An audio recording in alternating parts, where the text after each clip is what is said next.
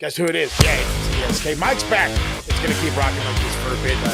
Maybe we'll get held back one day, but until then, this is the TSK in its current form. It's DC, it's not Rob, and it's Mike. Hey, look at that. I'll introduce everybody twice. We're coming back with you Full Gear review. People on the internet are crazy, calling it the greatest AEW show or the greatest pay-per-view of the year. I wouldn't go that far. It was very, very entertaining, though. But I gotta admit, dude, these fucking 4+ hour shows are killing me. I'm an old man. I fell asleep in the main, and I don't care who knows it. I don't care who knows it. It was a bit, but other than that, I enjoyed it. Thoroughly, up and down the card. I enjoyed it. You could argue some stuff. There was a couple of things maybe we said like the finish should have happened a little sooner than it did. We'll get into those. But overall, before we jump into it piece by piece, thoughts on the show overall? I want to start with Mike. Tell me how you thought about it, Mike. I thought the show was solid from top to bottom. I wouldn't say it was the greatest pay-per-view ever. I thought it was an improvement from the last one. I think with what you get, you know what you're getting with Tony. You're going to get 13 matches. That's very Wrestle Kingdom-esque with how he books the card. But I thought for what we put together with the matches in itself and the trajectory on a lot of these matches, especially the AEW Women's Championship match with the right winner actually winning, thank you. I think that was one of the plus sides of the night, but everybody killed it. I mean, that's what you get with an AEW pay-per-view. I think just the only one critique is that Tony. It's so goddamn long. Like Mo said, he fell asleep at the main, doesn't care who knows it. I fell asleep through some of the middle of the card because we're older gentlemen, man. We actually want to be able to watch this, Tony. So come on, man. Yeah. No, you're looking at me. I stayed awake through the whole damn thing. So did I. Good for you. So did I. Lord have mercy. All right. Rob's the oldest one out of the bunch here. It's true. Rob's also a maniac, but that's a different story for a whole other day. This is also true. So, you know, we'll go with the maniac. You didn't fall asleep. I'm surprised nobody heard me snoring. But on the Discord where the boys were hanging, what did you think of the show overall? Well, I think you had your mic on mute, so you know that's probably a good thing. I got lucky. But I thought it was good. I enjoyed the many blood. A lot of blood. Yeah, there's a lot. I think this definitely made up for the last couple of pay-per-views with the lack of blood. But I thought it was a very well put together show. I know one thing we like to talk about here is the opener, and yes. I thought this opener really set the pace for the show. This was a fantastic opener. Agreed. DC, before we get going. You all know I'm kind of the cynical asshole of the bunch. I will shit on a lot of things. Way. No. Hey, I can admit it. Honestly, I think I'll agree that this, I wouldn't say best of the year. No. But it's damn near close. It gave you the feels. Top to bottom, it was very, very good. Mike, Rob, I think I was pretty close with prediction-wise. Yeah, you actually were very close. Like, I think we all were. There was a couple ones that we got wrong, but I think we all came pretty close with our predictions, and we were all happy with the result of the main, which I know we'll get to, but the heel turn that wasn't the heel turn. The women's title match. And the heel turn that wasn't the heel turn with Hook that we'll get to. Which everyone kind of saw coming, but whatever. That's exactly why. The way Mike explained it was perfect. The heel turn that wasn't a heel turn. I thought it was a very enjoyable show. Even if you're not a regular AEW viewer, this show had something for you. Oh, yeah. You know, if you're someone that doesn't regularly watch, but yet you know who Mark Briscoe was, like... You know, enjoyed. I know one of the criticisms is AEW doesn't really tell stories, and maybe in the past that was an issue. But how many fucking stories do we have coming out of this show? It's up to Tony to capitalize on that. Fully agreed, and I think with World's End coming pretty quick before the end of December. Hopefully we'll get all the answers to those stories. Some of these stories kind of been like prolonged, and we'll get into it. But I think that this, we got all the feels, we got all the proper feels. As DC said, it had something for everybody. And then we got another impromptu opener one of these, oh, it's going so long, we got to pull the WCW, hour change pyro whole thing. I don't hate it. Again, just like I used to say all the time on the retro, it's fucking distracting. And then at the same time, my curious brain goes all kinds of ways when I'm like, you're telling me all these grown men aren't being like, holy crap, look at all those fireworks over there. No, they're actually focused on their job. Like my attention span would not, just absolutely would not. So Mo, we like to see things get blown up. We like pyro, we like fire, we like explosions. I'm sure every single one of us does. And if I'm in the ring, and I'm trying to kick some dude's ass, and I see pyro going off, I'm gonna stop and look and see what's going on. I'm gonna stop and look at the sparklers. I'm sure the other dude is too, and I think you can all agree with that. Probably gonna get an Okada drop kick in the back of the head, but it was worth it. Hey, it was worth it. It was pretty colors. We got to see boom booms. The boom booms. I like that one. Boom. All right. We actually the impromptu was the CMLL Trios titles. El Sky, the team of Mystico, Mascara Dorada, and Neon, versus the Don Callis family of one of its many forms, with the Continental Champion Kazuchika Okada, the IWGP World Heavyweight Champion Konosuke Takeshita, and the somehow never aging Hechicero, with of course Don Callis ringside, all the side. This guy is up and down the show. You might as well just put him in commentary at this point. I kind of love his banter. And as I said, we get the whole pyro because it starts in the middle of or I should say at the end of the pre-show. We get the middle of the pyro. It actually starts the show. Very luchador. There was the, I forgot what happened to get Okada knocked outside, but he's out there and he just doesn't give a shit. You can tell he doesn't care. They're panning down to him. He's just slowly recovering. While Takesha's getting his ass beat. Long story short, El Sky team, as they called him, retained. When I saw this match originally, even put onto the pre-show, I thought there was no way they were going to crown Takesha and Okada with their beef that they have right now, because I have a funny feeling that at World's End, they're finally that beef's finally going to come to a head, which is going to lead directly into Wrestle Kingdom, which is exactly what I've been calling for the last 3.5 months. Yeah, because we got Continental Classic, and we now know that they're both going to be in it, along with Kyle Fletcher. And Kyle Fletcher. So I know the culmination of that is usually at World's End. So if that's where we get our Okada to catch the blow off, that's going to be it's going to be pretty good. And then just to roll right into Wrestle Kingdom, Okada's got Yorusuji, and Takesha's got Yorusuji, and Okada's got Tanahashi. Mm-hmm. And that's what you get is a nice little recipe, and just the story of Okada and Takesha not getting along, because we're always looking for that blow up between the two. I think you have someone who was such a young boy at the time and who's really grown into his own, and then you have the legendary Kazuchika Okada, you know what he can do. So I think that's probably the best story of what we're getting out of this and the Continental Classic. Like, that was it for me. Just to see this trios match and to see the dynamic with Okada and Takeshita really amplifies it up for where we go from December into January. And Hechicero's just trying to get a trios title, man. Yeah. I know, but I'm just saying. That's what I'm saying. He has to be in the middle. He's stuck in the middle. He's caught in the middle, smack dab in the middle, like some Chips Ahoy. Needs to do a spell or something. Little alchemy or something. Do you see anything for this? No. Yeah, I think everyone's saying, oh, they just need to, split up Okada and do the whole thing now.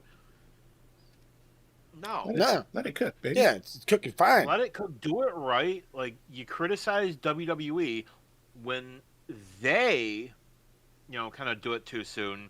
Mm-hmm. And in the past, I think Tony probably would have done it on this show. Maybe, But possibly. now, do it right. Let it cook. World's End, I'm sure you could do something, But don't rush it. Let that baby cook. Let that it cook. stew simmer.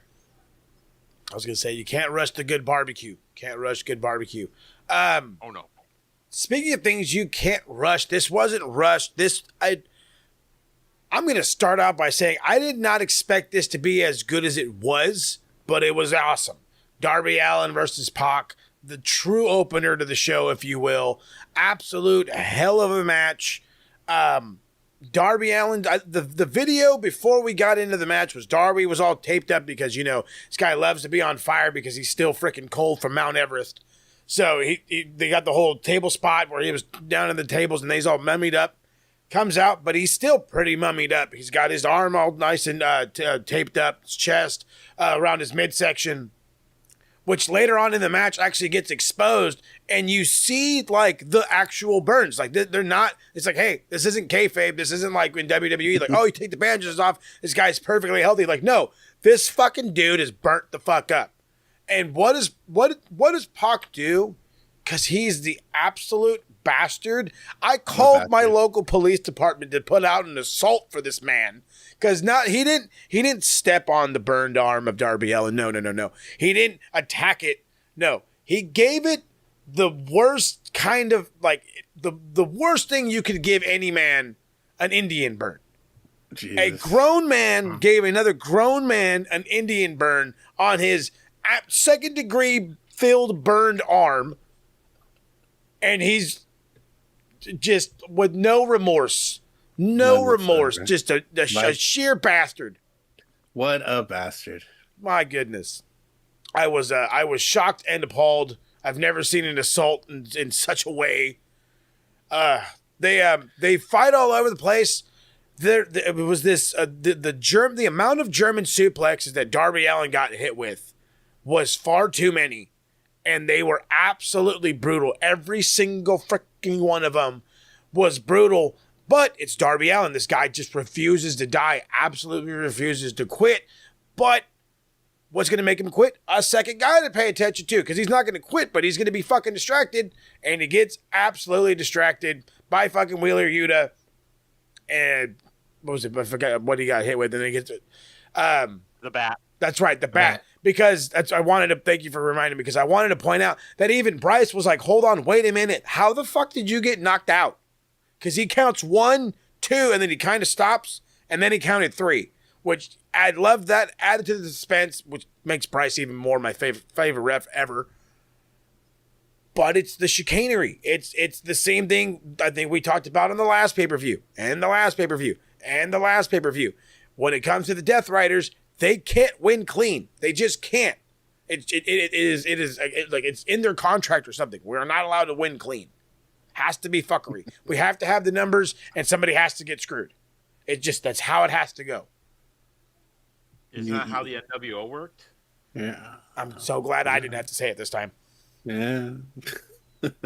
And that's the perfect explanation of it, is someone called the fuckery department. And I think it's one of those things where when you look at something like Pac and Darby Allin, my personal love for this is it's 2 AEW OGs from its inception in 2019 to where we are now. We've seen both of them grow, and I mean, these two have great chemistry, and I think a lot of people forget, because they always see him do the crazy stuff and the stunts and everything, like lighting himself on fire, the skateboard and everything, that Darby can actually wrestle. Like, he actually is a very good wrestler. So I think what we saw between these two, give me some more of it. But yeah, watching that whole thing just made me smile, just to see just 2 AEW OGs, and just to see the intensity that we know Pac has had for years and what Darby can do. So like stuff like that just really makes you get great to see as a professional wrestling fan, and just as a lover of all elite wrestling, so to speak. So it gives you in the feels, like we mentioned. I think the one thing that kind of set this match apart was the fact that it was a wrestling match at first. Yes. Like we do expect the crazy shit from Darby. But a lot of these guys that can do this crazy shit can actually wrestle. And, Darby does have an amateur background, state champion and all that good stuff. And it was nice to see that on display for a change. And, here's hoping that we do see more of that, because, there are those of us that do enjoy the crazy shit, but those of us do enjoy the wrestling aspect of it too. And I think Pac was the perfect opponent for that. Absolutely. D, what you got? I can find no issue with this. I think it prolongs the story in the right way. Yeah. It's not like another feud that they have where it's been ended like 35,000 times and they won't let it die. High bloodline. Not, I'm referring to specific AEW storylines. Oh, well, I was going to say High Bloodline, but okay. But Bloodline is that whole company is Bloodline right now. 100%. Surprised we don't have it on SmackDown yet. Yeah. I mean, technically, in a way, we do. Just wait. Give it Blood time. I digress. Smackline. Smackline. I'm so happy that Pac is getting a chance to shine now. And we've all known since WWE that, like, the dude has it. Yeah. There was a Give him a reason why he chance was to run NXT with the champ and ball. all that other fun stuff. Right. And I think the appearance change seems to have done him some look good. It was kind of hard to get used to at first because all I see is filthy Pac Lawler, and after a while it's just like, okay, I think this works. I know he's trying out a couple things. He came out in a singlet once. He came out in the pants yesterday. It's working for him. Good on that. It worked better than when Pepsi Phil came out in long tights. Oh, he's true. true. Very true. Very true. That just was a no. There's just a no. I want to be mean and be like, this match was just a no. It was a piss break match. Go get your beers, go get your nachos, whatever. It was entertaining, but it really just didn't matter. The fatal four-way, or as I say, it's a four-way women's tag for a winner gets a stipulation for their semifinal tournament. It made no sense. Why would I need a stip for my semifinal? What if I don't win my semifinal? Why not would you have it for my final? So at least then if I'm taking the risk for the fucking whole thing, not for a shot at the whole thing. Michael Larkin, how did we get here? Oh, I love this part. Oh, he has the inhaler. Okay, so we needed to have a fatal four-way tag to decide the stipulation. Why? I don't know, because we needed to get these all amazing women on this thing. Why couldn't just wait and spread it over the week to have these semifinal matches and continue the tournament? No, we're just going to have a Kavorka. We're going to have a potpourri. We're going to have an accoutrement. We're just going to have a cornucopia, if you will, of women out there doing the damn thing and showcasing their stuff. Why not? Just why not is what I say. He's like Hillary Duff back in the Metamorphosis days. Tony Khan says, why not? Boom. So with that being said, I will say this first and foremost.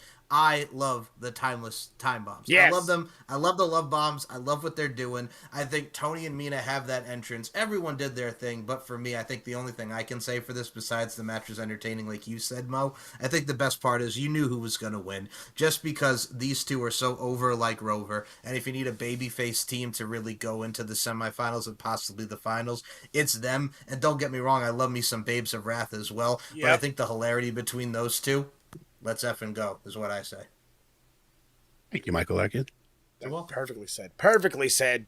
But yeah, no, he was right. We knew from the jump it was going to be they all had their gimmick. Let's give them their spotlight first. And they all had their fucking gimmick. It was the Sisters of Sin, even though Julia Hart was cool. Julia Hart.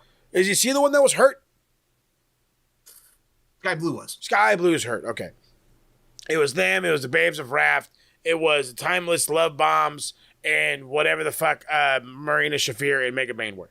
Which wait, what do we call her, Rob? What is it? The what was it? The God of Death Riders. We were trying to figure out a name for this team because they don't have a name for this team.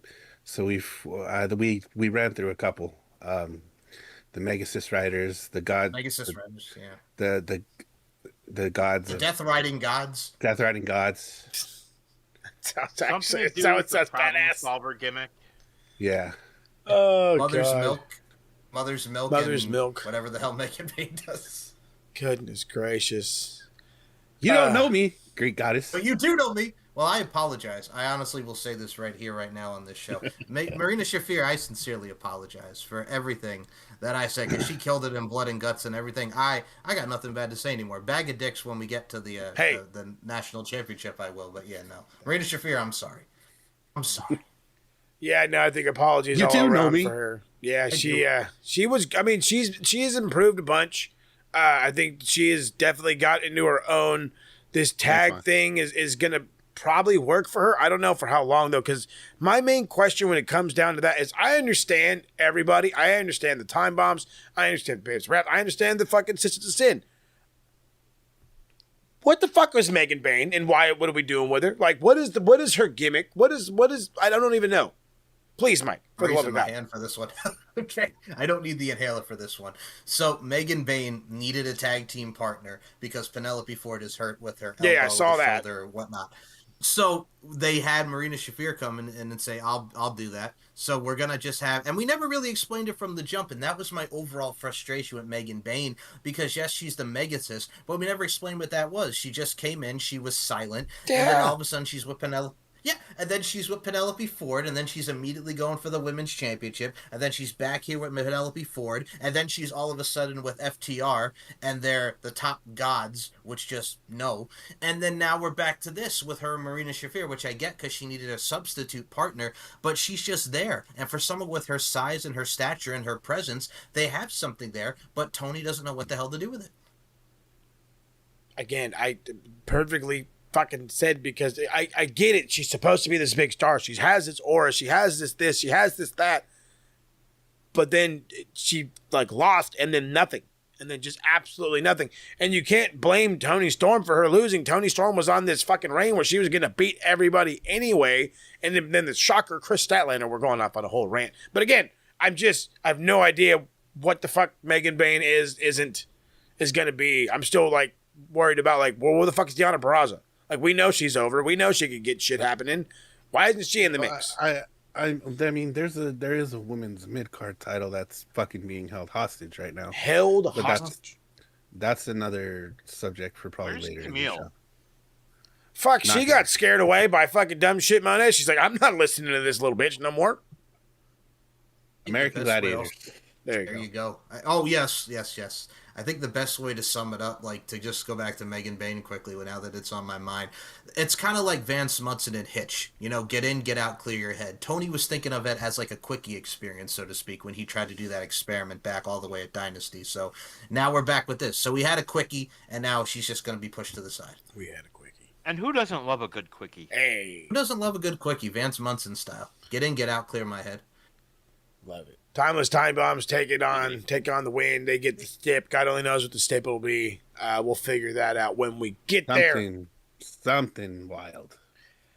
Speaking of something wild, Brodito versus FTR for the AEW World Tag Team Championships. I said it as it was happening.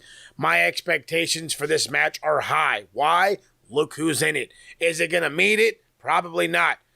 Sorry, I lied. I thought it was everything it was supposed to be. And we even got the Stokely gets no hose chant. I love it, by the way, which I love Nigel fucking just acknowledging like everything that the crowd does. I absolutely love Nigel on commentary. He is the fucking man and a half. But this match was great. It was FTR of old. They were in there trying to work against the numbers, trying to they wanted to simplify it. They wanted to have Bandito on his own. They wanted to take out Brody King as soon as they could. And it ended up being that Brody King took himself out because there was a spot where I guess Stokely was supposed to catch him. A man who gets no hose, he's not going to catch a fucking cold. And you want him to catch 300-plus pound fucking Brody King. That wasn't going to happen. Going probably 40 miles an hour off the ropes. Just... That's a whole bunch of hell no. Just bananas, absolutely fucking bananas. But Bandito has always been an absolute warrior, and no matter the situation, tag team title, a Ring of Honor world title, he is always the last guy you want, like the last guy to go down. He will do everything in his power but lose, and they continuously try hitting him with like the Shatter Machine. They're trying to hit him with the Shatter Machine. They try to hit him with the the Doomsday Device, and they hit the Doomsday Device, and they flips it, and Bandito gets a pin, and it's like, what? Just end it right there. Like, sorry, FTR, you lost, dude. Fuck off. This would have been a perfect ending, but no, had to kick out of it. We extended it a little farther to the point where, and this is the only part of this match that truly irked me, truly got under my skin because I'm still mad about it the next day. Dax gets hit with the 21 Plex. He's down. Cash comes in to start beating on Bandito because it's a 2-on-1 advantage. He gets him up in the air, Dax does. Cash does. Immediately, Cash is is up. No sell in the 21 plex. Absolutely no sells it at all. Fucking hits. They hit the fucking Shatter Machine. They win it. Now they're the 3-time AEW Tag Team Champions. You didn't need to go that far. Like, you didn't need to kick out of that. You could have made it fucking prolonged. You guys could have stood up and fight. You could have did something to make it look a little bit more realistic. Instead of him no-selling, again, not only one half for the former tag champs at this point, but the Ring of Honor World Champions finisher. You have this guy no-sell the shit out of it to hit their finish just so they can win and look cool. Like, call me the stickler, but that one took the fucking wind out of the sails for me. Overall, though, I still really enjoyed it. I figured Brodito's run was long enough. It's time to get FTR on the gimmick, and they did. And then with what happened later on in the show, I'm almost positive that the Young Bucks are going to be back in the mix soon. We'll get there when we get there, though. Thoughts on this one? Is FTR the right move? Did we just ruin Brodito? That's the question the internet wants to know. I thought the match was good in itself. I mean, these two have great chemistry, and it's FTR and Brodito. But like I said on this latest Deep Into the Heart of Wrestling, and I'll say this to you, Mo, and everybody on this fine program, I think the team for them to lose to, and much as I want to see Young Bucks and FTR go at it again, I think the team for them to lose to is because for the first time in their career, they can hold these tag team championships for when Adam Copeland, and Christian come back. We're going to get the rematch, and then they win the tag titles. Just for nostalgia, and just for the fact that they can say they're the AEW Tag Team Champions. Terrible, but I get it. Yeah. Terrible, but I get it. Yeah. To kind of get to your point, we did have high expectations of this match, but the expectation was kind of iffy as the match was going on. But thankfully, it did deliver. As far as this ruining Brodito, I don't think it ruins them. I think this gives them an opportunity to kind of go back into their singles runs for a while, because what I tend to forget, and I just remembered yesterday, that Bandito is the Ring of Honor World Champion. So he's definitely got some business to attend to in ROH. And my hope is that Buddy is coming back, and Buddy and Brody can come back and, go on a tear. But if that's not the case, Brody chasing the TNT title sounds pretty nice right about now. But, that's neither here nor there, considering we do have a new champion. But I thought the match was fine. Dave, what's up? I think you're selling Brody short. Okay. I mean, I think I would have him, work him up to put him on the main. Yeah. We know he can hang. Yeah. What worries me, and I don't want it to happen this way, Bucks are 3-time champions. FTR are now 3-time champions. It's the obvious way, and I feel like that's the way they're going. But you now have other tag teams available. You have Jurassic Express back together. That you could do the story there. And our dad. And our dad. Yep. It's going to be Dad and Cope. Dad and his buddy. Hi, Dad. Hi, Dad. Hi, Dad. My problem with that lining is, too, because since Nick Wayne hurt his leg, the fact that we still haven't even finished the Christian Cage Nick Wayne story. So that's like I said last time, he gets an eye for incomplete. It's not for the fact that it's not his fault that he's hurt, but since Cope is also going to film some stuff, it's one of those things where now he has to go back to Nick Wayne, and whenever that happens, we don't know. But I think is Nick Wayne still TV champ? Yes, in Ring of Honor. Yep. Motherfuck. Hey. Okay. Yeah, I don't know. That's just my thing. I think that with the tag division, my whole thing with FTR, it's not that, again, love them from the NXT days to now, but it's the pairing with Stoke. And the fact that we never got an explanation as to why him and Statlander broke up still irks me to this day. But it is what it is. And he ain't get no hoes, and he ain't got no love for them hoes. Facts. All the facts in the world, He's yeah. short. He's bald. He gets no hose. It's all true. It's all true. Yeah, no, I'm still like indifferent about Stokely. I get that they needed the heat. They needed somebody to really turn on the heel for them, but it's like, you guys know what to do. You guys have done it before. It shouldn't have been a big deal. But they made it a big deal. He's trying to act like then Dax is trying to act like Bubba Ray Dudley with the fans, like it's 1997 ECW, and I'm like, dude, do you really need to do that? No, you fucking don't. Not at all. So, Casino Gauntlet match for you're not gonna outdo Bubba Ray Dudley from that time. You're not. Just don't even try. That was one of a kind, especially back in the ECW days. The Casino Gauntlet match for the inaugural AEW National Championship. It looks just like that one, but instead of saying television, it says National Championship. So, way to steal the NWA belt. I mean, I'm not mad at him. I'm just saying, Like it. I know, I'm not. No, I love it. I kind of want it. Don't get me wrong. I do. I think it looks awesome. It's very nostalgia, but it's like the national title was a red belt with the USA on it, and like that's what the national title was. I figured we'd get one of those. Instead, we get a revamp of the NWA TV title, very historic title. I'm not angry. I just want to know when it goes on sale so I can buy me one. Speaking of buying me something, I guess maybe I'll buy me a ticket to one of these shows. We got to see Bobby Lashley and Shelton Benjamin start this thing off.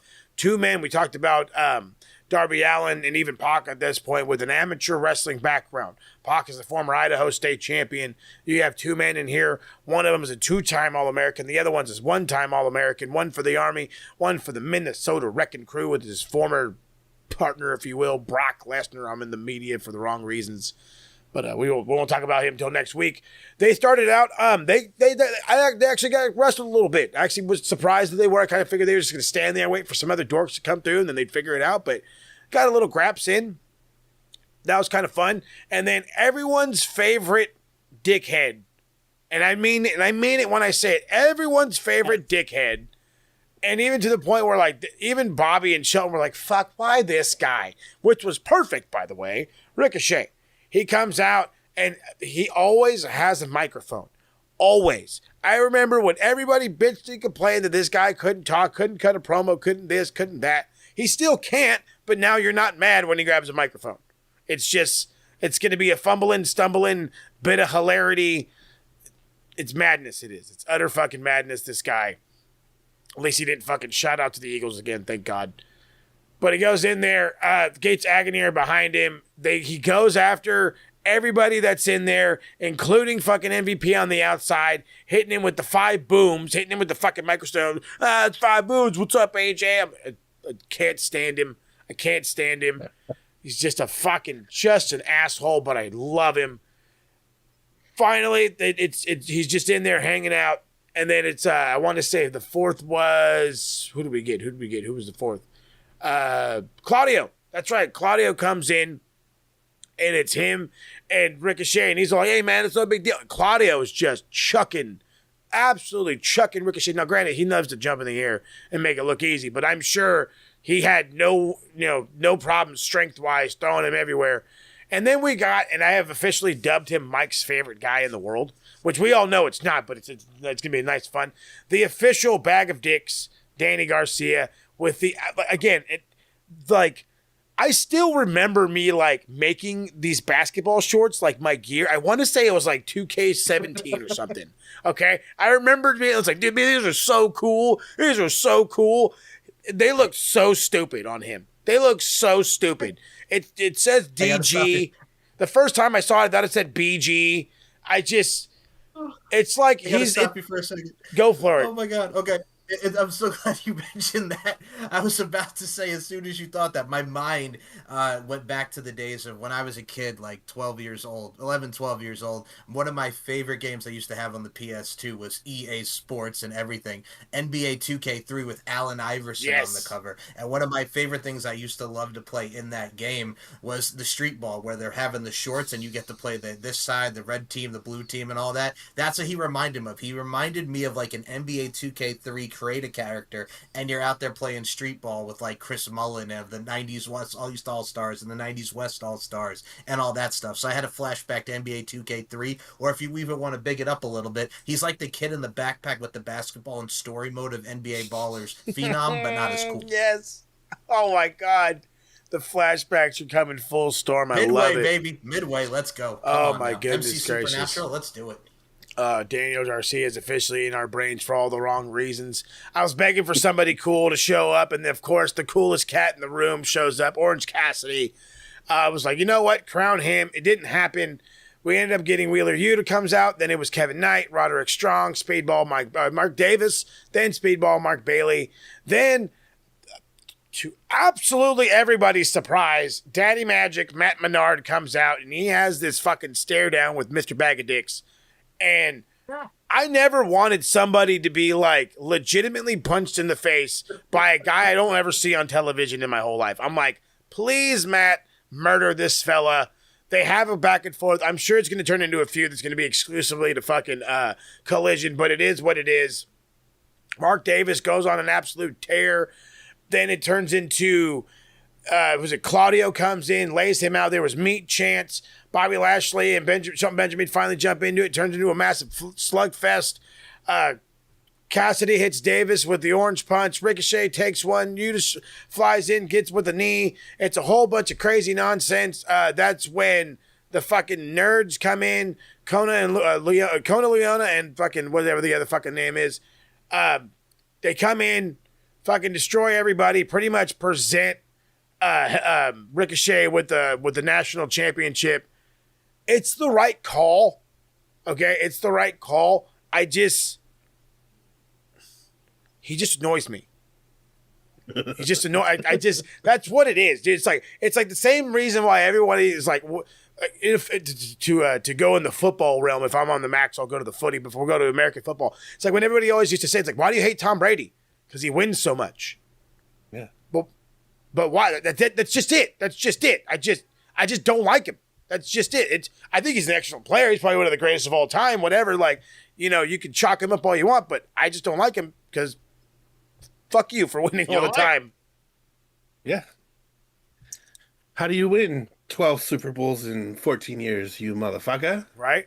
And Ricochet, how do you go from being this dude who got kicked out to all of a sudden you have literally taken over the MJF spot. Quite literally taken over the MJF spot. I don't want to say people don't miss MJF because trust me, if you look on TikTok, every single one of them was expecting him to come back in the main event. It wasn't.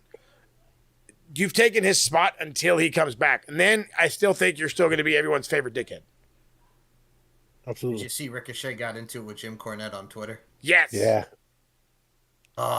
You know what it is too, and it was good, like that discourse as well. But I think when you look at someone like Ricochet, you see the internet online discourse in the IWC was just about, Ricochet, he goes from WWE, AEW, and he's in the same exact spot, meaning he's holding a mid-card championship.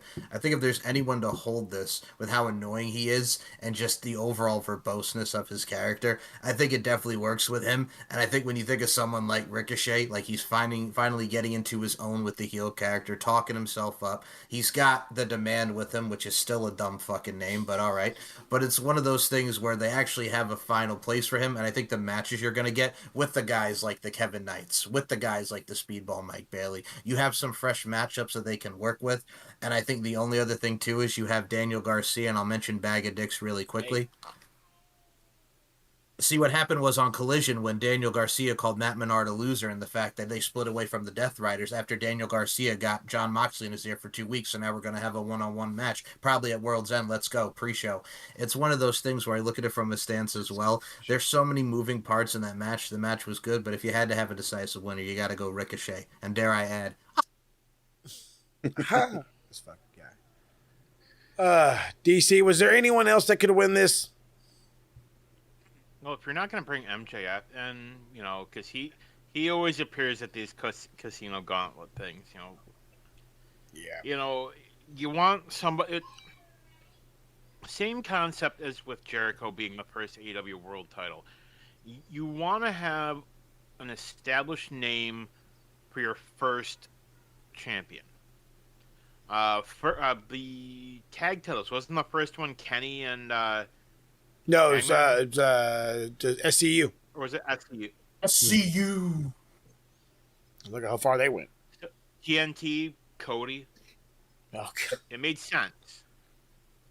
That belt is perfect though. I like it. I'm a big fan of it. I know the NWA national title was like the same design, but I think it was like the background is here where it was like red. It was like a cream colored. Yeah. Yeah. But it was a red strap with a US on it. It was a fucking gold US. That's what the national title used to be. That's what it is now. Yeah. They also use that one. Anyway, I like the new one. I'm with you. Can't wait for it to go on sale. It works.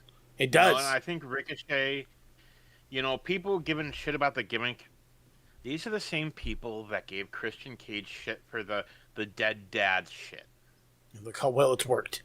It worked. It still works. Now, 6 months from now, could Ricochet be in a similar situation? I could see it. Or he's in the main title picture. Why not? The best gimmicks, and you can all back me up on this, the best gimmicks are the ones that occur naturally. Look at... They didn't rush the Stone Cold gimmick. It happened naturally. Mm-hmm. The feud with Brett, then the King of the Ring, and then it developed naturally. What? So I could see it. I could see Ricochet being, that kind of, Christian Cage type where he's insanely over in 6 months. Yeah. I could easily see that and be okay with it. Yeah, like I said, his momentum has been building slowly but surely as the months and months and months have gone on. Even with the faction behind him, it's gotten better. The feud with the Hurt Syndicate has definitely helped, and now he is absolutely getting that push. The national title will do him good. I'm sure after this, we'll be clamoring for him to either be TNT, if not heading his way up towards the main title picture. Speaking of main title picture, has nothing to do with it. Jon Moxley versus Kyle O'Reilly. No holds barred. Jesus Christ. Just talk about I like bleeding. This one started and I have to take a breath and relax for a second because it scares me so. Thinking about Jon Moxley running around with a fork. This guy he's a fucking maniac. He's a maniac. They're in there having a wrestling match and they're like, it's kind of MMA based. You kind of feel like you're watching was it Bloodsport or whatever. And then all of a sudden, fucking Marina Shafir hands this guy a fork and it's all over. It's over. He's just stabbing him. He's on the ground stabbing him. He's trying to stab him on his hand, on his face, on his on his back. He rakes his back with it. I'm like, you're just disgusting. Absolutely disgusting. I could not. Surprised he didn't stab him in the ass cheeks or something. It just got bananas. He did stab him in the titty. He did stab him in the titty. Absolutely. Titty master. Titty stab. Tried to scrape his nipple off. It was yeah. It was a bit. That's for damn sure. It was a bit. And then they started trading some submissions. Turns into an absolute battle. These guys are just fucking chucking hands at each other. There's this, I don't know where the fucking chain came from, but there's this curb stomp on a chain by Mox because, consistent shout outs to fucking, Seth. Gotta say what's up to my boy. The ankle lock looks so vicious every single time Kyle O'Reilly applies it. And I've said it before, and I'll say it 100 times. There's one thing in the world. You can stab him. You can run him over. You can hit him with a wrecking ball. You can set him ablaze. Jon Moxley won't quit. You put him in any submission hold, fucking ball game. Fucking ball game. And sure enough, that's what it is. It's the ankle lock. He's wrapped around it. And Moxley is fighting as if he's drowning in the Pacific Ocean. He's miles away from shore. I will not live. I must quit. He's just out there flailing, and he gives up. Kyle O'Reilly picking up a massive win against Jon Moxley, who, by the way, is on an absolute downward spiral. And all signs are pointing to Claudio Castagnoli eventually taking over for him in the Death Riders. I mean, that's not going to make Mox a face, but maybe he'll just go away for a bit. Absolutely brutal. Set the standard for the brutality for the rest of the night. Kyle O'Reilly is finally, how long has this guy been here? Almost 2 years, about 2 years. He's finally being used in the proper limelight. 3 years. 3? Oh, fucking hell. You made it worse. Finally being used proper. Hopefully we can do something more with him. With the Continental Classic, throw him in there. With, the TNT title being open and one of his conglomerate buddies, have just a fun match. Even if he doesn't win it. Just continue to put Kyle in positive lighting. It is necessary. 100% agree.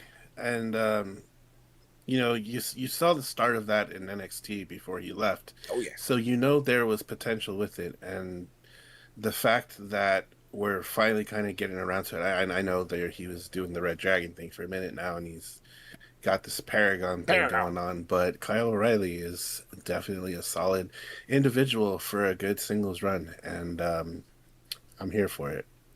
All day. So do it. Do it. Party and Cola, do it. To go off of Rob's point, I mean, you look at it 4 years ago, like he's having that match with Finn Balor at TakeOver for the NXT Championship. That was an absolute banger. And then, he's we're going towards the NXT 2.0 era, and then he's teaming with Von Wagner. And then he gets turned heel on by Von Wagner. And then he has the steel cage match, with Von Wagner.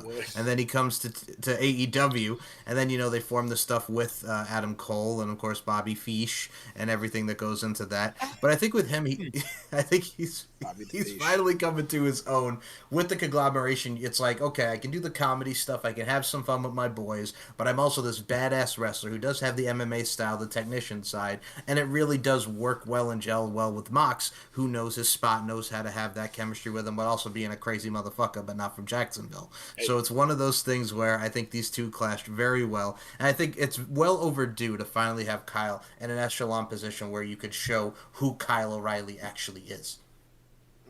Bingo.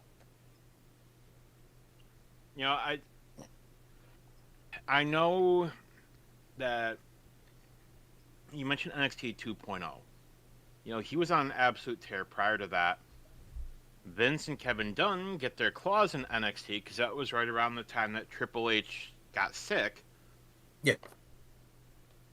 Imagine by now, I got to think if Triple H, who knows, maybe a lot of people that we have in AEW wouldn't be there. Maybe we'd have Kyle O'Reilly as a world champion. I think he could do it. And let's not forget, who ended Adam Cole's last Ring of Honor world title reign? Kyle O'Reilly. He's been a world champion before. Yeah, he was NXT champ. He's Cool Kyle. Cool Kyle. Remember Cool Kyle? Cool Kyle was cool. Tag title playing that guitar. He's the man. I need him to win a title just to bring that back. Just one time. Oh yeah, I'm sure he will. Trust me. Give it some. That's what I'm saying. Give it some time. You're putting him in the proper light. Let's go into the new year and start using some new-ish faces in the mix, and Kyle O'Reilly absolutely needs to be one of them. Speaking of new faces in a different limelight, Kyle Fletcher should 100% be in the main event picture after this match that he had with Mark Briscoe in no disqualifications for the TNT Championship. It is a rematch from All Out, or was it All Out? Right? It's the sixth time they wrestled each other, so I think it was that All Out. But yeah, wrestled. This was the sixth time that they wrestled each other. Guys have fucking consistently been on, and we don't talk about that. We don't do stories. My ass. AEW does the same story each and every week. I'm just kidding. No, but they do like to prolong some stuff, especially if it works. And this one, it worked. You just really couldn't let idea die. Like, you know what I mean? They had to extend it by giving him by telling him, if you lose, you got to join the Don Callis family, which I think the second you heard that, you already knew that there was no way he was going to lose. You're like, Mark Briscoe and the Don Callis, like, no thanks. It just doesn't work. It's just not going to gel. I don't like it, let alone want it. So don't make it happen. This match goes in, and it's exactly what you expect to be by Kyle Fletcher, taking advantage of it, being hard-hitting, the faster, stronger, younger competitor goes in there, and then we start getting violent. Then we start getting crazy. First off, I want to know who bought the little ladder? Who bought the little ladder? Because, like, that thing is was the coolest / most dangerous / most used object in the whole fucking match. And I'm talking about more than they used the ring. That thing was fucking beyond use. It was falling apart. Kept talking about its sharp edges and having somebody get fucking cut in half on it. And it was bananas. They're fighting all over the place. The ladders involved. They have the tape. They're getting tables involved. There's a barbed wire table that they fucking tease.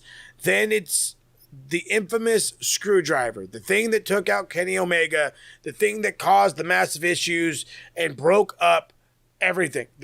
Kyle went bad guy because of it. The Will Ospreay got fucking screwdriver. The whole shabiggity. And bless his heart, Mark Briscoe. Bless his heart. When Moxley goes to stab you with a fork, he's got the majority of the shit covered up. You might get a little forking, but not too much forking. Kyle had said, I don't give a fuck. I'm stabbing you with a screwdriver. You cool? Well, no, man. Nah, fuck it.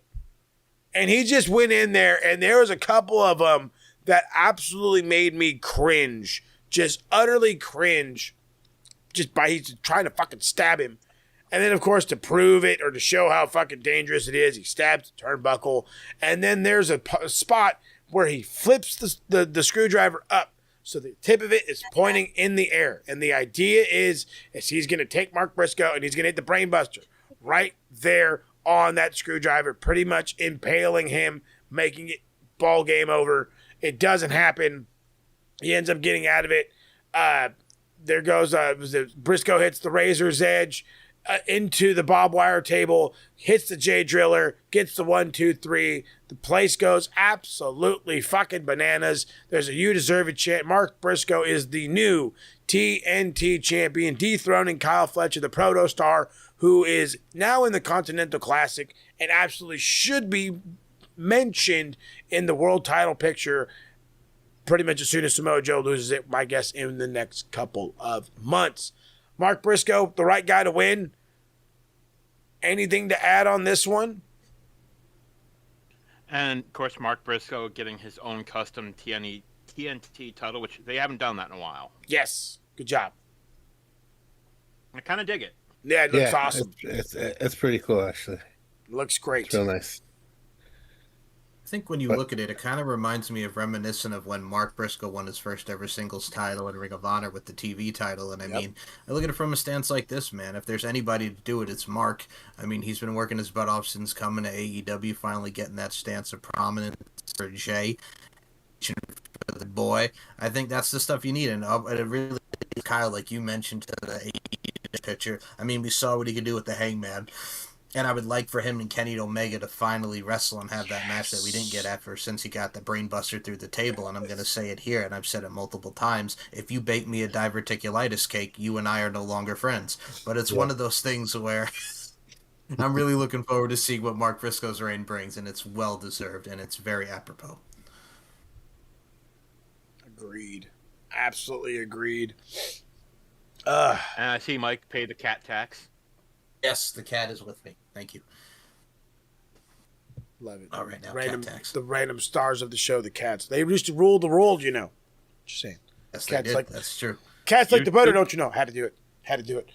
Bobby's World Take Me Back one time. Speaking of taking me back, Kenny Omega, Jurassic Express, and the Tarzan Boy song. I fucking love that song. I'm not going to lie. It pops up on Pandora. I will sing it. Versus Josh Alexander and the Young Bucks for $1 million. There's no way that was $1 million in cash. That's way too much. That is not enough. That's too much money. It's fake money. I say this each and every fucking pay-per-view that the Young Bucks are on and wrestle in. Everything they've been doing, even on Dynamite, is PWG. They are no longer the Young Bucks trying to work their own creative style in AEW or follow anything that they may have done in New Japan. No.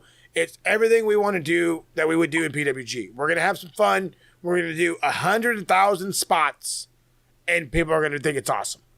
And you know what? It does. And it works each and every week. We think it's awesome every single time. It's fantastic. I love the Wheel of Fortune video. It spins and it stops on bankrupt and then it switches to $1 million. And I was like, oh, that thing's fucking cheating. But they go out and it's exactly what I'm talking about. It's this fucking PWG style match. There's an immediate stolen tag by Alexander because he wants to get into the mix. Craziness everywhere. It's Kenny's delivering Snapdragons. I don't know how in the hell. I don't remember, or maybe I was just turned to the side. Or how the fuck did Josh Alexander start bleeding? Anybody know? I don't think any of us know. No. No. Brian actually called that out. He's just like, how did that happen? Commentary even missed it.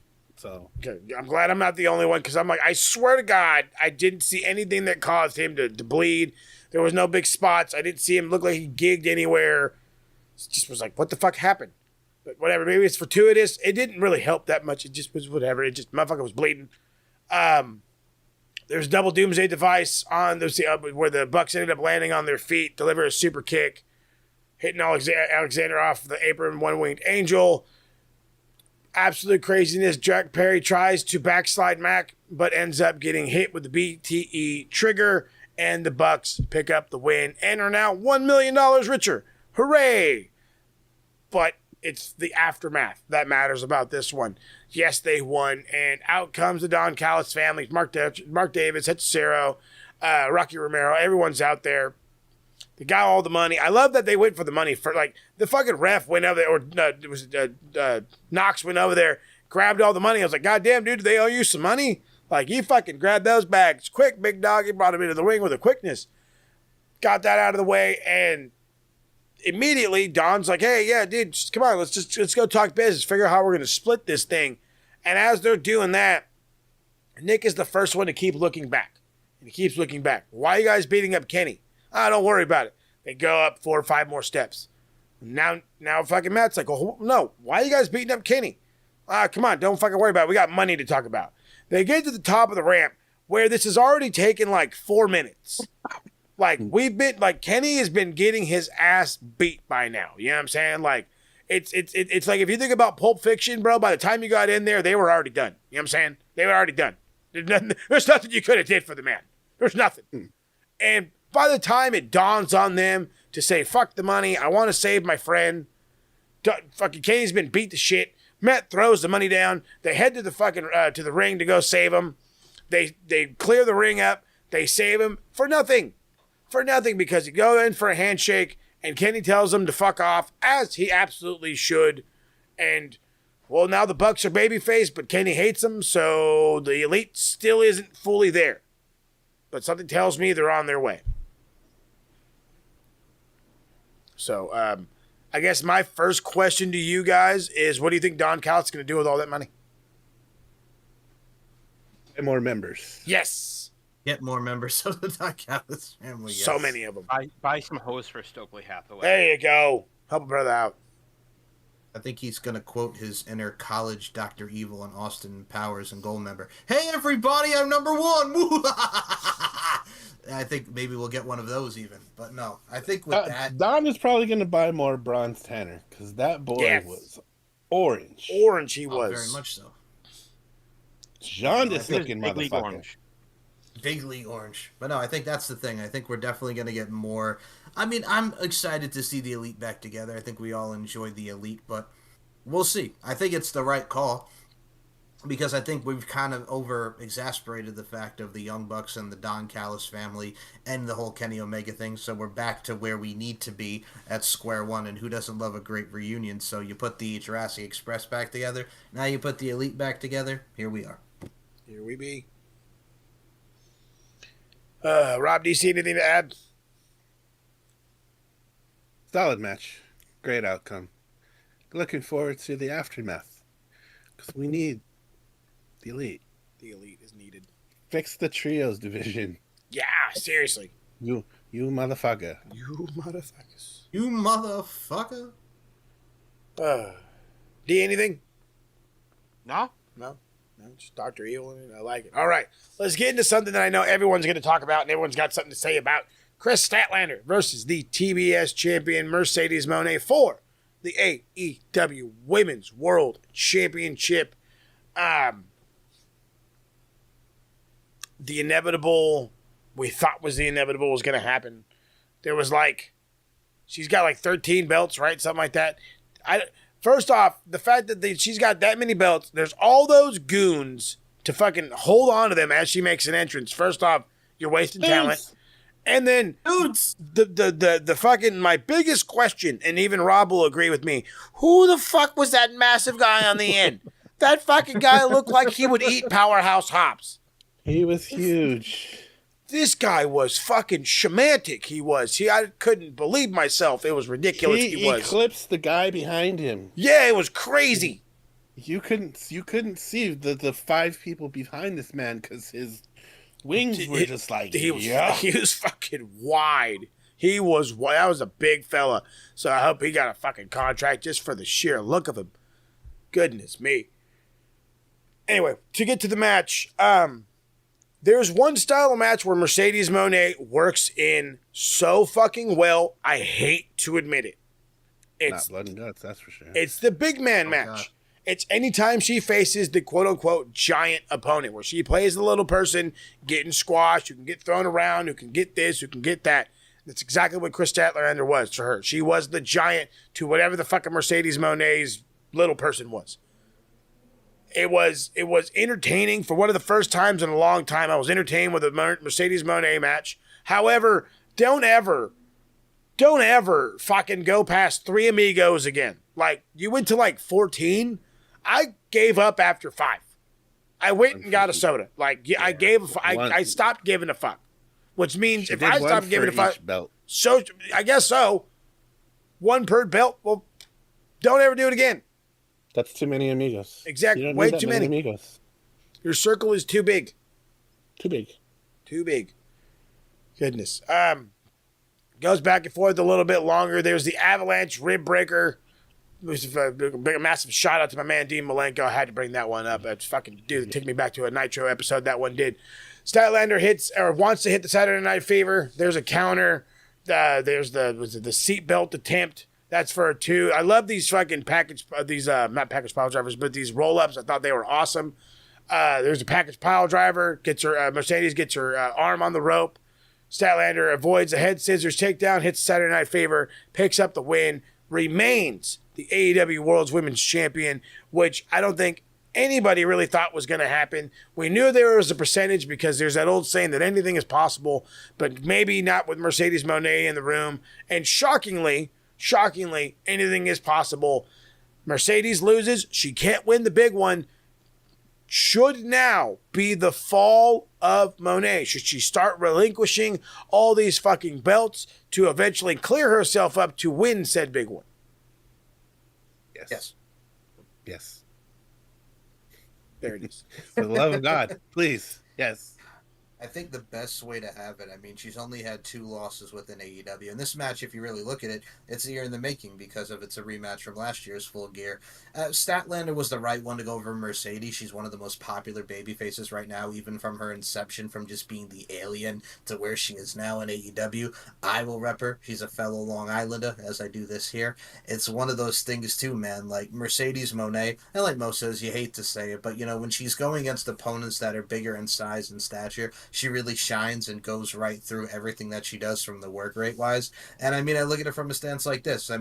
It's great to see Statlander win, but the one question that we have is then what the hell's next for her? Who the hell's she going to feud with after this? So we're going to see where that trajectory goes. Maybe we'll do something with her and Willow. Who knows? But either way, I think the right call was for Mercedes to take her second ever L in AEW. So, I'm just happy Statlander won. I was very optimistic about it, and my optimism paid in the 4th. So, yeah, that's all I got to say about that.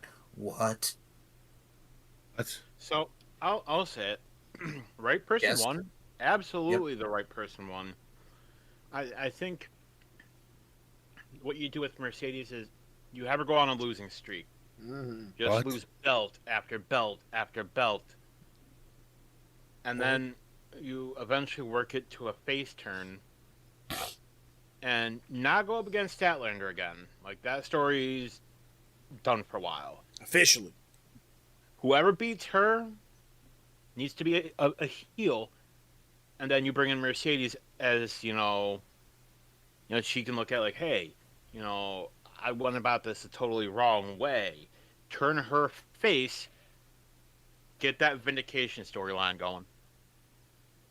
I've already got one name in mind for the Women's Championship to dethrone Chris Statlander. And it's Mercedes Monet's tag partner from the Women's he's gonna say Marina Tournament. Shafir. No, Athena. Athena. Writing's on the wall, baby. She looked an absolute massive threat. There's no reason for you not to go down that road right fucking now. If there's one person who can dominate that Statlander and make it look believable, it's Athena. By the way, she manhandled Toni Storm, and somehow Toni Storm came up with a win. So, trust me, that's got to be next in line. Hey, why not? Fuck it. I think that'd be great. And then, in worst case scenario, you fucking have a tournament in Ring of Honor to help all the other ladies in the background of AEW. Tournaments Tony Khan help. doesn't have to answer that dumbass question again, because last year he was on the friggin' media scrum, or would have been one of the media calls. Someone asked him, so what's the plan for Athena? She's constantly in Ring of Honor. We hardly ever see her on the main with AEW. And he goes, I would love to have Athena on the main roster. And it's like, bro, you own Ring of Honor. What the fuck are you talking about? You could make that happen. It's your company. I think he forgets that. Yeah. I really do, I don't honestly, think God, think he forgets it. I literally just turned Tony Khan into the old man from SpongeBob. I love the young people. I love Athena. So yeah, we'll see what happens. But hey. 100%. Okay, main event time. I thought steel cage meant nobody gets in. Not in AEW. Hangman Adam Page versus Samoa Joe for the Men's World Championship. Talk about fucking bleeding. Fucking bleeding. And then I had to do my research on this because I wanted to sure to get it right. And for all my nerds out there, they're going to understand why I did this. Shout out to Red Dead Redemption. I want to say they stole the theme from that for Hangman Adam Page. It is not going to be his theme all the time. It was a thing. It was one time. Don't fucking stop. Knock it off, internet. Knock it off. Tony Khan paid some money for that. Yeah, he fucking did in half, boy. And furthermore, as soon as Hangman came out to that, I was like, yeah, he's losing. Yeah. And I knew he was going to go down hard because that specific one was from Red Dead Redemption 2, which is a sequel yet a prequel. And with those games, the main character dies. Dies, baby.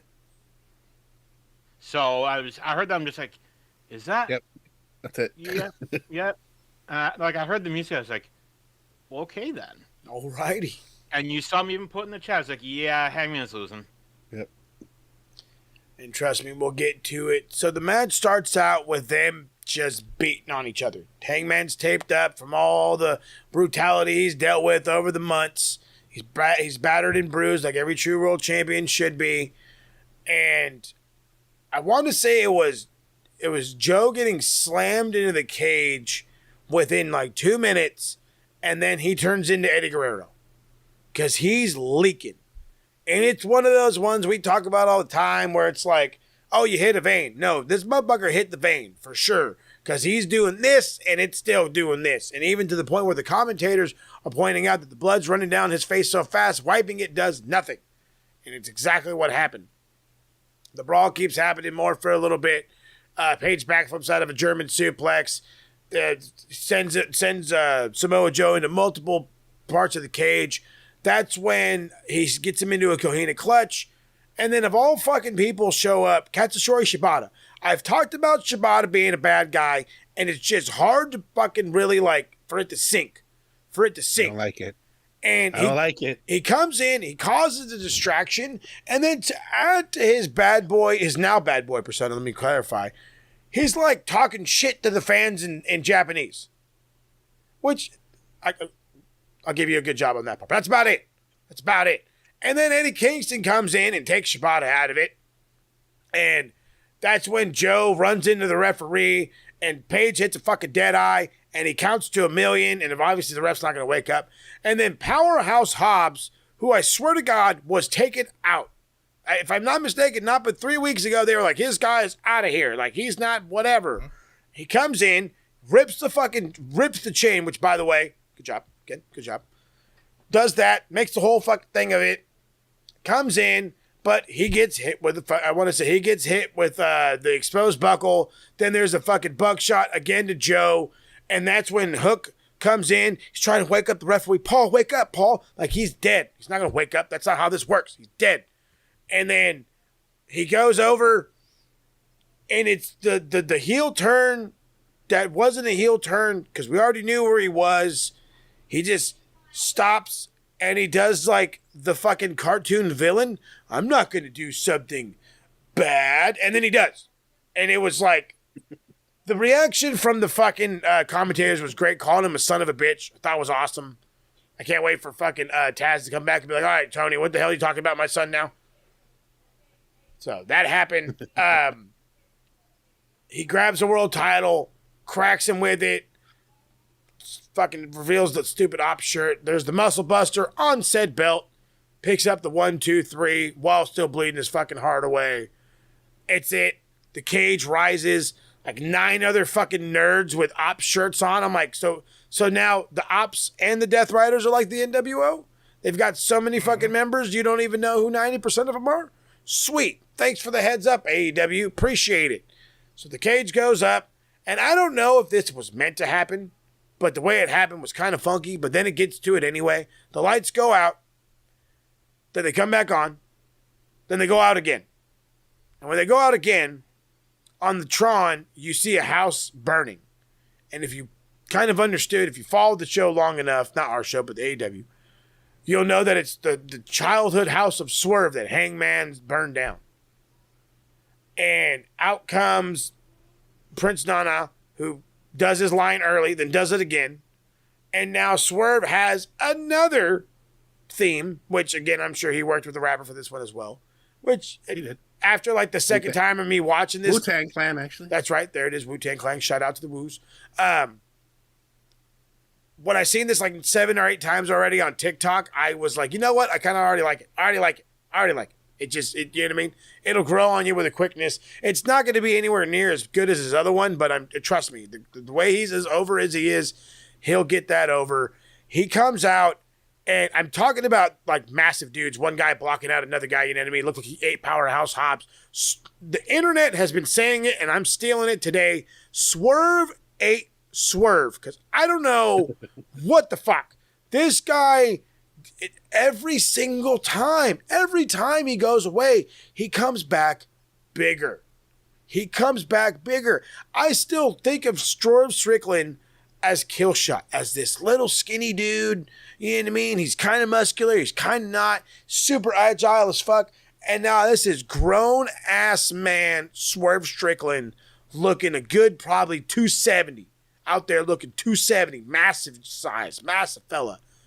And Joe's all telling all the guys, get out of the way. Let him come through. Let him come through. As he's continuously bleeding and somehow not passing out from all the blood loss. And then, I love Swerve, by the way, because he has full access to, like, go hit Joe or go save Hangman. He looks at the first dude on the left and just fucking levels him. Takes out all the guys, allows the ops to get away. Hangman wakes up at the last possible second to save Swerve.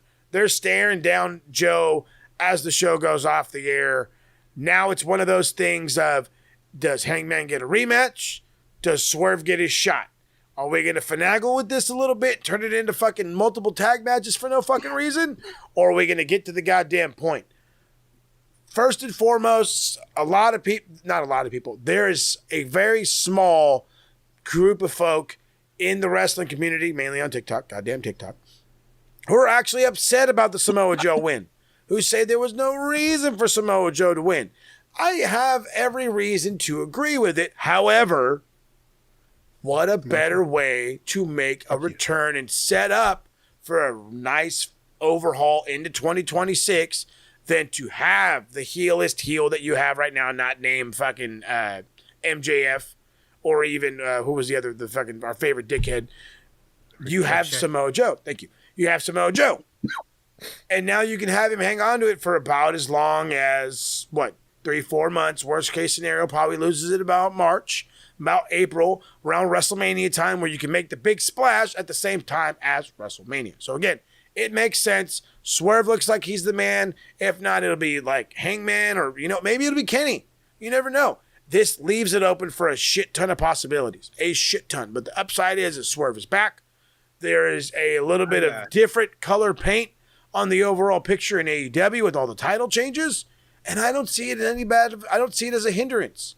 I just don't see it as a hindrance. I see it as a new chapter leading in to the new chapter in 2026. I'll take this one first, if I may, gentlemen. Please. Some of these same people that are bitching about Joe winning, saying, "Oh, they did it just because he's retiring." They had no problem with Cena winning the 17th title just because he was retiring. Bingo. Y'all had no problem with John Cena winning the IC title for fuck all reason. Yeah, fuck all. Like, pick your fucking battles. This does not need to be one of them. Joe is going to be around for a little while longer. He said he's probably done sooner rather than later. He probably has like another year or two. But realistically, Cena wasn't going at the level that Joe is. True. When was the last time Cena wrestled a match like this? Long time. Couldn't tell you. Case in point, Joe is competing at a whole nother level, and I don't know how he was able to stand with as much blood as he lost. You suppose he's had his tetanus shot yet? That ring was covered in fucking blood. The ropes, the mat, that random post. They're gonna have to fucking just shred that mat. I hope Hazmat was in there cleaning that up. Get your double gloves on. Mm-hmm. Tony probably was on the emergency. Hey, come on! I need my arena cleaned up. Hey, yeah. Clean up the blood. I love you all. Lordy, Lord, boys. Anything else to add? Yeah. So, I enjoyed the match in my own right. I think the right winner won. I think we're probably going to get a 6-man at the next pay-per-view with the Ops against Eddie Kingston, Swerve, and Hangman. I think that would be kind of cool to see. And then we get towards a World Championship match towards the beginning of the new year. I like the whole dynamic. I mean, the hook turn was a turn without a turn without a turn. I got to say, I hate that fucking music, but I guess it suits Hook. Fine, whatever. Go back to the old theme because the old theme was badass. And this one just sounds like, nails on the chalkboard. It's very Frank Sinatra-esque, so to speak. You know what I'm saying? I got no problem with Old Blue Eyes, but, I'm just kind of like, all right, you had this badass theme. Whatever. It's not Action Bronson. Come on. No, come on, man. Get it together. Get it together. Represent for your city. Tough titty, Miss Kitty. Go ahead, Rob. I'm sorry. Yes. No, I just wanted to add to your point because I agree with you 100%.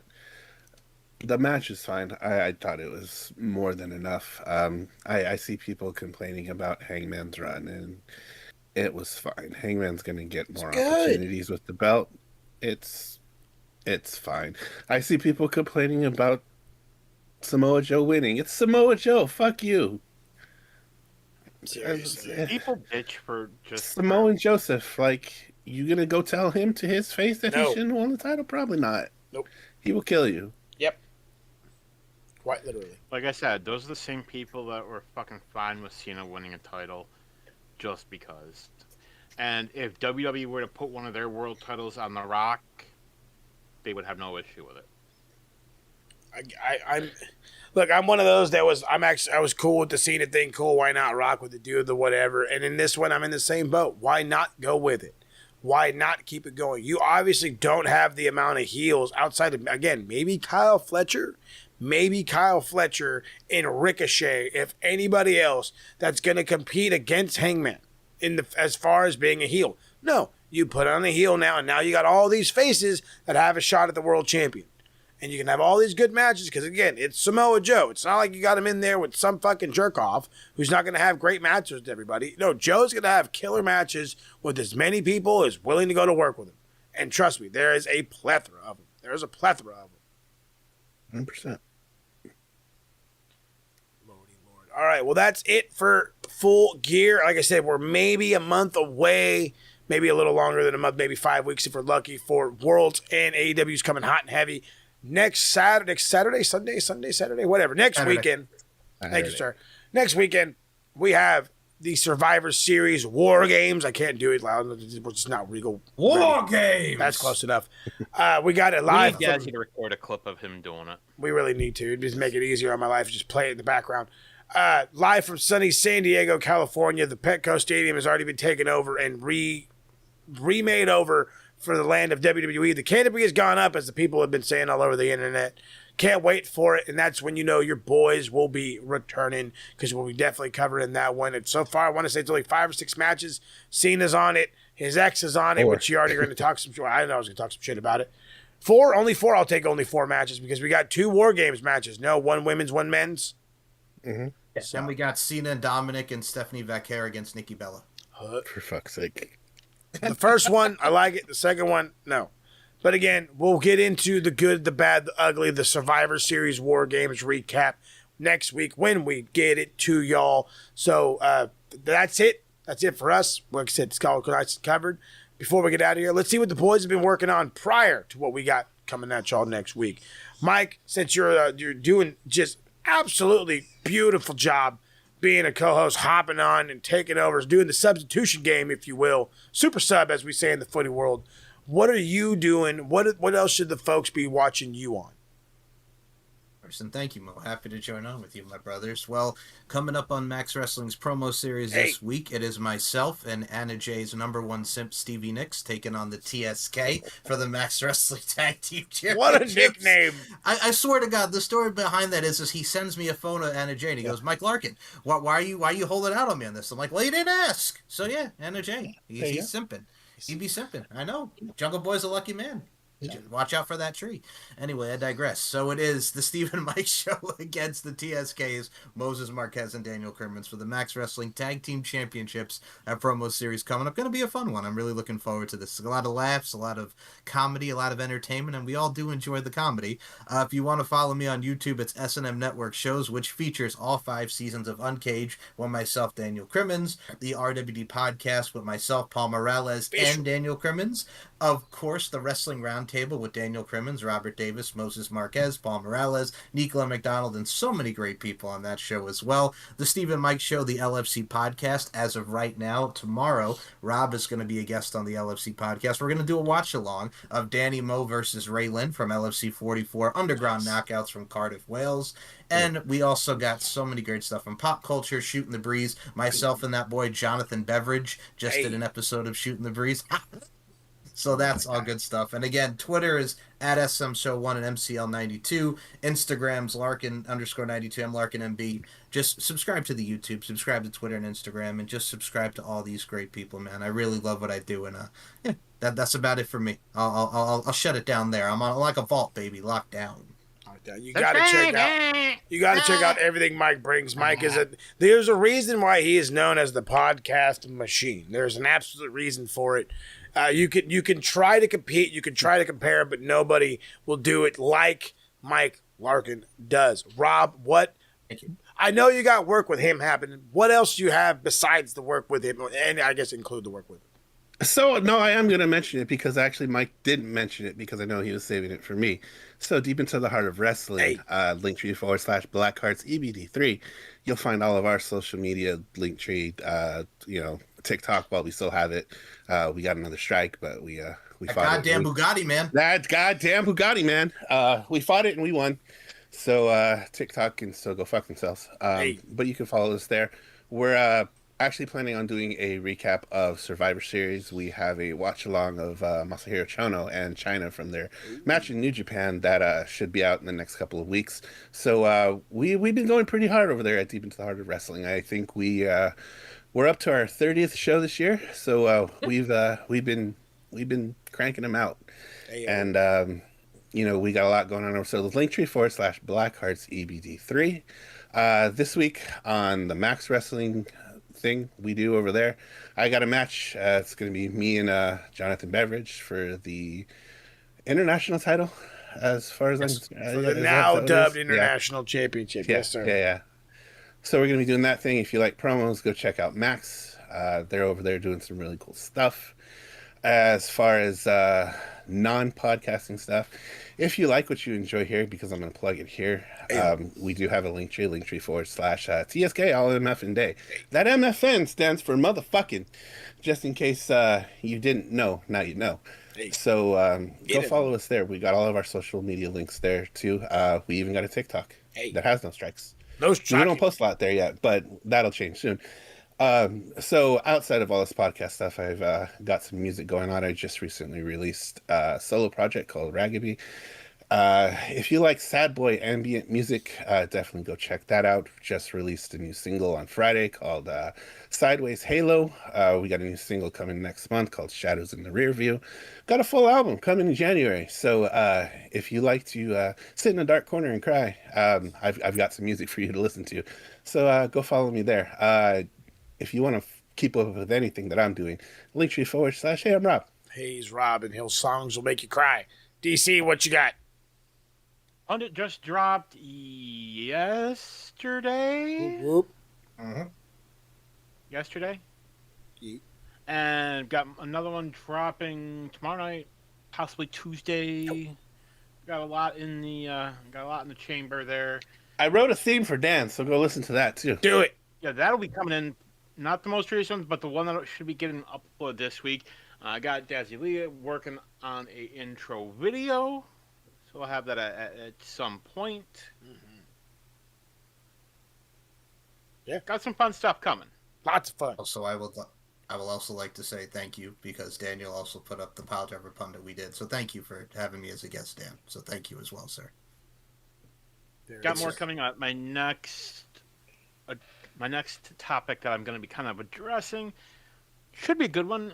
The AEW video game, what went wrong with it?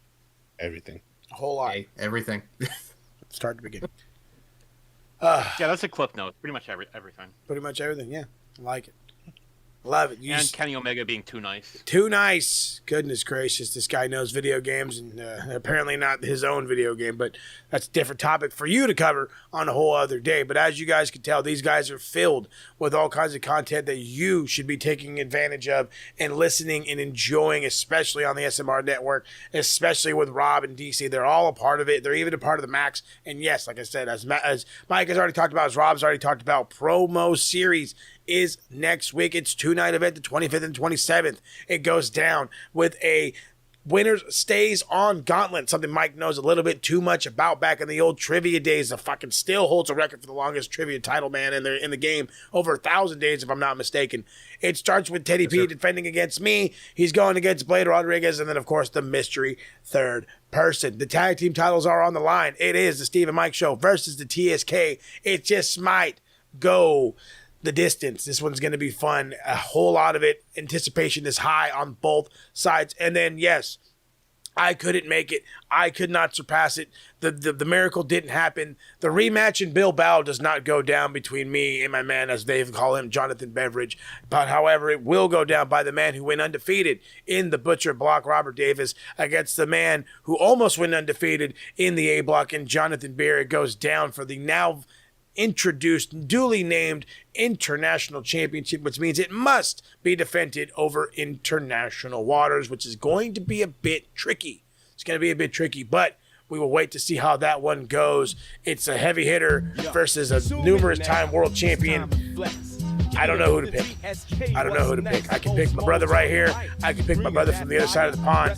Either way, I could be wrong. I could be right. But at the end of the day, you will be right, because you are following Max Wrestling and the TSK right here on the TSK All MF and Day YouTube page. Make sure you hit that like and subscribe button before you dip. And again, we will see y'all next week with the War Games recap.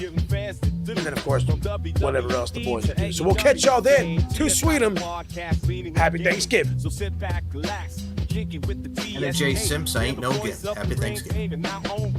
Dudes! From the West Coast vibe, but true can't even strive. On this vibe. TSK on the mic for the best in pride. In the spotlight, shining bright, watch us steal the show. Let that make rest debate. It's an our moment, we won't hesitate.